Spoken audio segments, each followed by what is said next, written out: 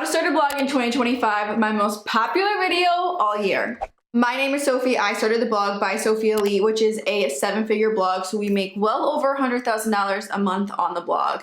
And I have learned so many things since I started the blog. I'm going to give you my top tips on what I would do now if I was starting a blog. And I'm switching up this video a little bit. The previous videos, I kind of gave you like a to-do list, like this is how you actually start your blog, which I'm going to rapid fire give you the most important things that you need to know when starting a blog, but I'm keeping it really short and blunt because I want to get to the second part of the video, which is my actual like top tips. And these tips have changed from previous years because the blogging world is changing so much. So I have a lot to talk about. Let's get into it so that you can also start a 7-figure blog. I'm doing these rapid fire for the actual steps in starting your blog, but these are really, really, really important. I have a whole blog post going over these more in detail if you want to look into that. But rapid fire, you need to start a self-hosted WordPress blog and you need to have a host for it. Self-hosted basically means that you own it. So it's not on Blogspot, it's not on Squarespace. It has to be a WordPress blog. If you are looking to actually make money from it, a lot of the ad plugins and just plugins in general that I use to make money, they only work on WordPress self-hosted blogs. So that's really, really important. For the host part of it, you can do really affordable hosts. I started with Bluehost and then I went to Big Scoots. Big Scoots is better. Their customer service is better. They're faster. However, Big Scoots is a lot more expensive. So I always say like Big Scoots is like the Target version and Bluehost is the Walmart version, and then you can go to the Nordstrom version, which is your own host, and that's like so expensive. So I started on Bluehost because I didn't have a lot of money to spend on a host, which is what I would recommend if you don't want to spend a lot of money. It's like $2 a month or something. I'll have the link for that too, but Big Scoots is better. So if you are able to afford it, I would go with Big Scoots. Bluehost can be your option if you can't. Not even if you can't afford it, if you don't want to spend a lot of money, which is another one of my tips. Don't spend a lot of money in the beginning blogging because you need to make sure you're going to stick with it first. Okay, so that was number 1, rapid fire. Number 2, you have to get on Pinterest and TikTok. This is something that's shifting this year. Pinterest, I've always been a huge proponent on. Pinterest is the only social media platform that you directly go to then go back to a blog. So think about it. Like when you're on Instagram, when you're even on TikTok, okay, which I'll talk about TikTok in 2 seconds, but even when you're on those platforms, how often are you actually jumping over to someone's website? Like I know for me, it's probably once every 4 days, but when I'm on Pinterest, I am constantly going and clicking onto someone's website, whether it's for a recipe or for a design or for whatever it is.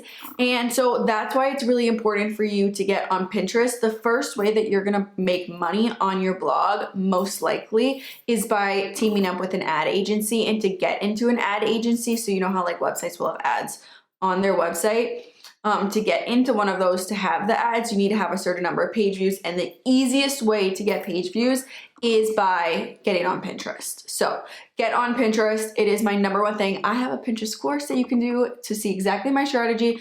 But it is literally huge. Okay, then TikTok. The reason I'm saying TikTok is the rate of people going from your TikTok to your website is really, it's not as crazy as Pinterest. Like if you want clicks to your website, Pinterest is the way to go. However, Google, and this is going to be another one of my points when I get to my tips, Google is favoring videos so much. And TikTok is by far the easiest platform where you can go to 0 to 100,000 followers or whatever it is really, really fast because of the For You page. So you don't need to already have a following.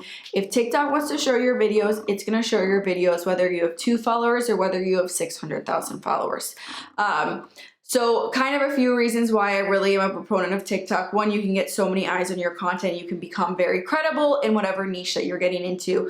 But 2, add those TikToks in your blog post because Google will start favoring them a lot more. And I know it is very scary to put yourself out there, especially because people are just mean on TikTok. To start a blog though, you have to have thick skin. And in this day and age, I am more of a proponent on getting on social media earlier just because it will grow you a lot faster. Number 3, take courses. I am the biggest course taker ever. Anytime I'm wanting to learn something, I immediately buy a course. Of course, when I was first starting my blog, I was in college. I had literally no money. I would babysit on the side to make money for taking courses. And so it was a really big deal when I bought a course. But my entire mindset, and what needs to be your mindset with courses too, is that you are paying a small amount to learn something that would take you 6 months, a year, 2 years to learn. So by me taking a course and learning from someone that was very successful in whatever I was trying to learn, was able to help my blog grow so much faster. So even though I was spending money on it, I was making money a lot faster, because I would learn something in 2 weeks versus me trying to spend 6 months, a year, that time frame trying to learn it. So take courses. I have all of my favorite courses that I've taken on my website too. I'll link that below. And then I have courses. Read the comments in these YouTube videos. People always are talking about the courses, and you can get a lot of feedback on my personal courses. I have one on it's called Perfecting Blogging, and it goes over the SEO, how I actually set up my blog, how I set up my webpage, how I set up my blog posts so that they're ranked, how I do my content calendars, etc. I also have Perfecting Pinterest, which goes over my whole entire Pinterest strategy and exactly how I do that, Perfecting Email, and then I just came out with a social media course as well. So research courses, there are so many out there. Of course, I'd love for you to take mine, but if it's not what you're trying to learn, go research other ones. Like I said, I am the biggest proponent of courses ever, and I think that a course is so much more worth your money than spending it on something else stupid that's not gonna make you money in the future. Okay, fourth fast tip on actually setting up your website is get a WordPress theme. So a WordPress theme is what will make your website look pretty from the outside. Unfortunately, or fortunately, however you want to look at it, we live in a world where people do care about what things look like. And the better your website looks, the more legit you're going to look. It is really, really hard to navigate the back end of WordPress and design a blog unless you're a website designer. I'm going to assume that you're not a website designer, and I'm not a website designer either. So go on Etsy. I also have a list of my favorite places that you can buy WordPress themes. Also in the description, places where I bought my themes. But that is like the easiest way to do it. So essentially you buy the theme exactly how you want it to look. You can edit it. So like you can make it your own, change the colors usually. I think like almost always you can change the colors, but you can customize it.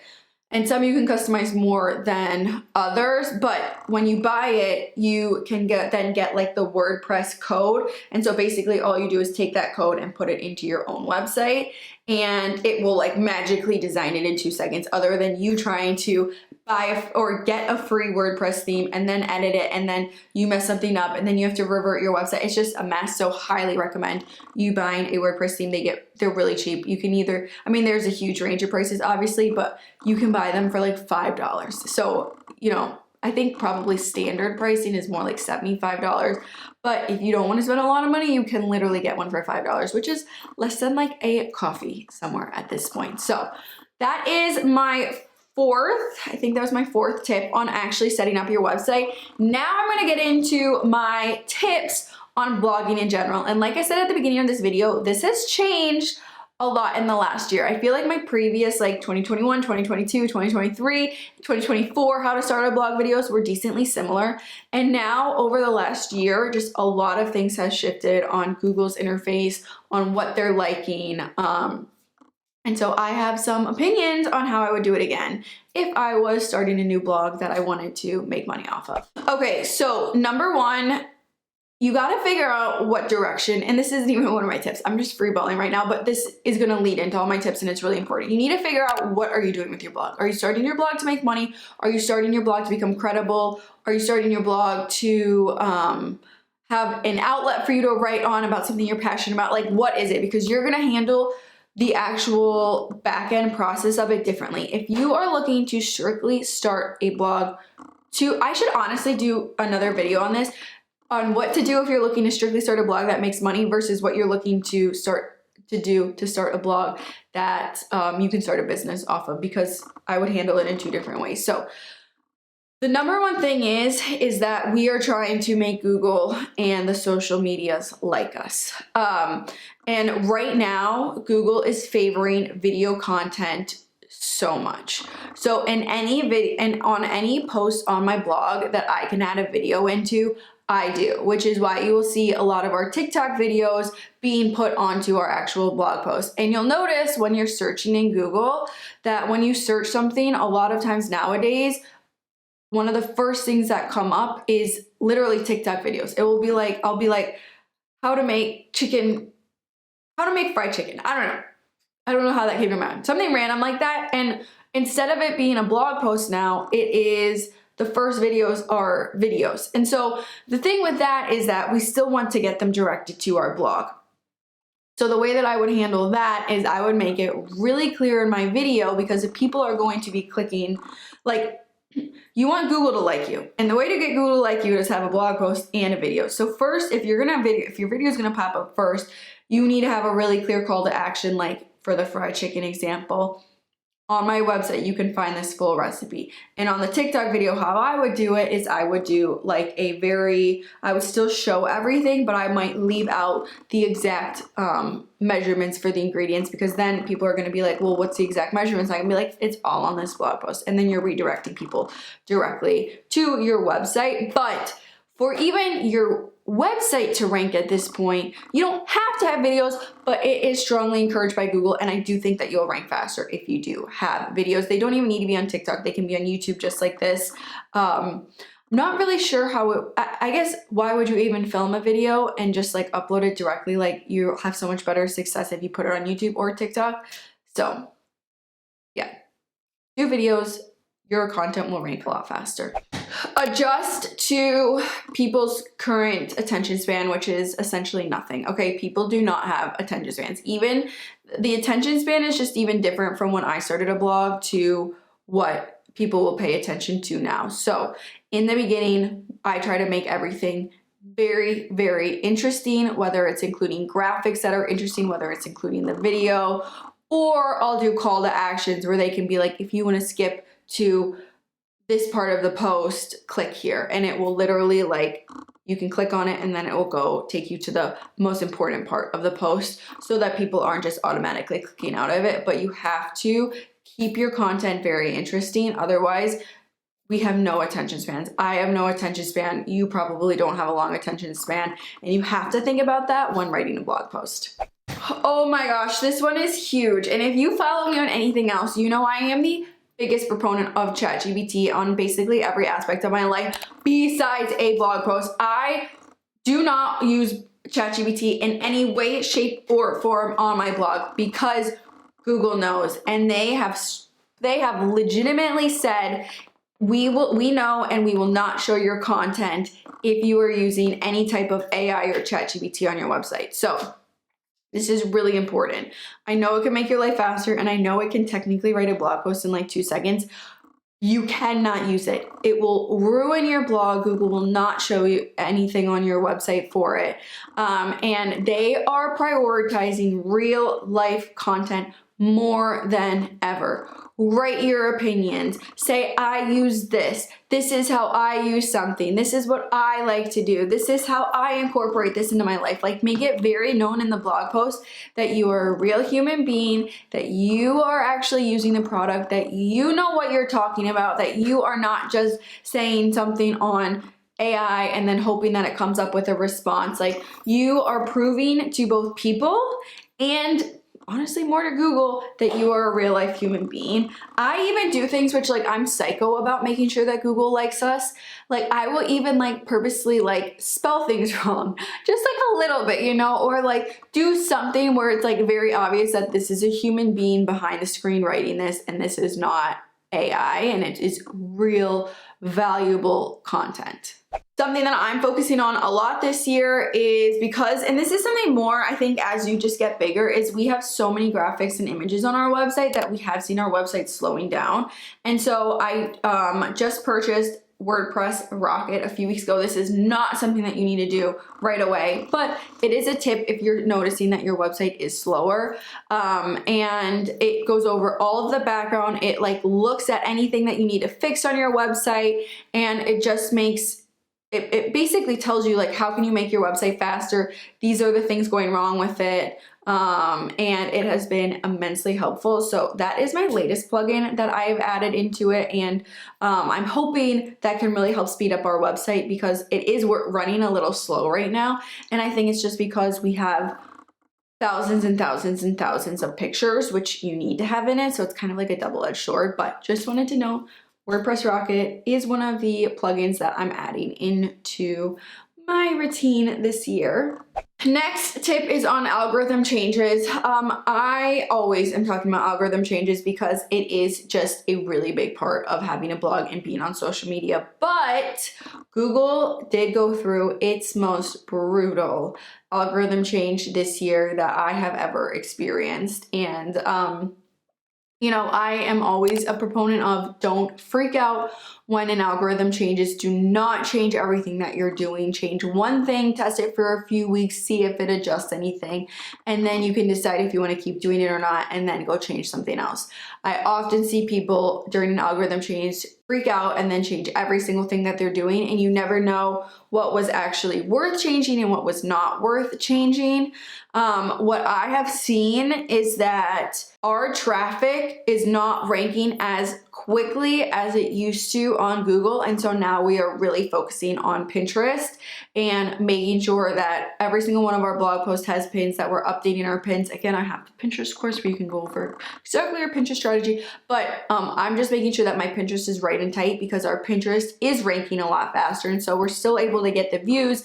It's just we're kind of shifting. Before we put such an emphasis on SEO, and we're still putting such an emphasis on SEO because you never know, like, when is Google going to do another algorithm change where they're now going to go back or going to start focusing again on SEO, and so we want to still have that. But I'm also watching that when I write a post, my pins are getting views on it much, much faster than my blog post, so you just kind of have to be aware of that. This will be an interesting year to see how the algorithm change plays out. I know, like, even our stats, like, oh my gosh, we had like a huge drop. I think it was in July, and then it went back up normal like 2 weeks later, and then it's just you never know with algorithm changes, and you have to be able to handle them as a blogger or someone starting a blog because it is brutal and it is stressful. But do not, please do not go and change everything you're doing because you will hate yourself in the future and Google will not like you either. And lastly, this is something that I have learned in the last few years. I think one of the best things that you can do for your blog is having a second plan. When I say second phase plan, you are going to use your website, and I'm going to actually change this to what I did. I used my website and my blog as something that gained me credibility in a certain niche. And I did this actually in I guess technically in 3 ways, because I've started multiple businesses off of the blog. One, on blogging and on talking about how to start a blog.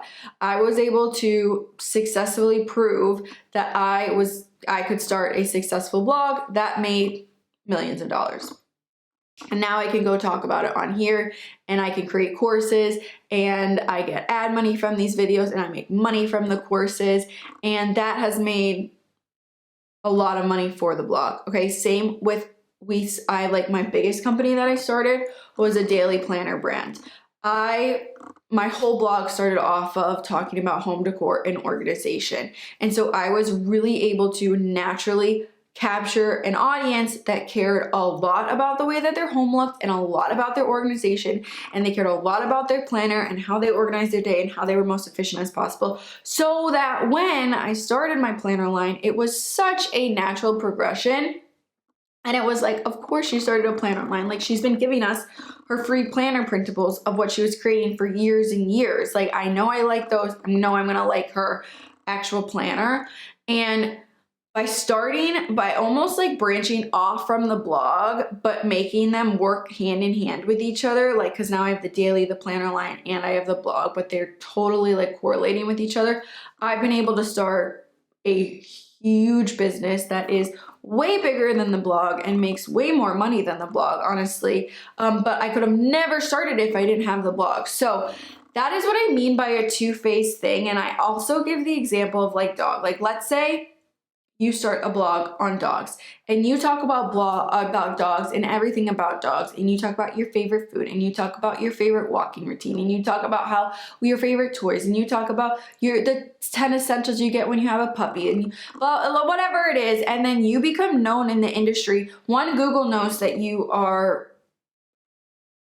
know everything about dogs that you could know, and you are someone strong that they can recommend to people when they search something. You have your audience who also knows that you are a website about dogs, you're credible, you know what you're talking about, they trust your opinion.